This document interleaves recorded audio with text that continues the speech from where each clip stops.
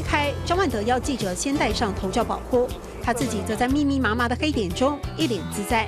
都说啊，我要跟你做朋友啊，这样就大概不会说随便来盯你。和相处了30年的朋友学习到勤奋，居住空间不够，蜜蜂自己盖。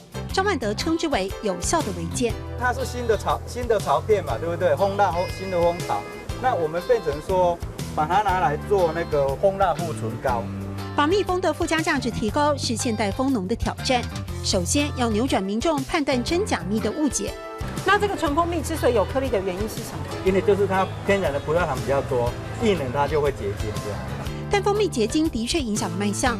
张万德想到，古书记载冬蜜是优良的药引，把大陆流传的草药配方以冬蜜取代龟板。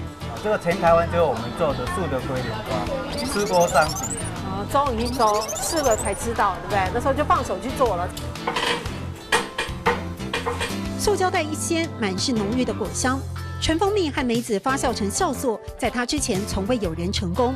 而关键的比例跟菌种，靠自己慢慢摸索。光发酵跟熟成都就要4、5年才上市，一般的人他也不会去做这个，就是我们这种像我这种个性才会去做到这么好。让养蜂一辈子的岳父折服，才愿意把女儿嫁给他。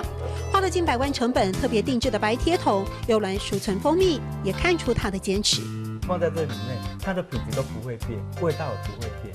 但是你在铁桶里面，它有很多让你担心的，万一铁桶破掉了、生锈、烤漆脱落，都会跑到你的蜂蜜里面。张万德做出了全台唯一的蜂蜜酵素，不只为他赢得美娇娘，也给台湾小规模蜂农开拓商机起了示范作用。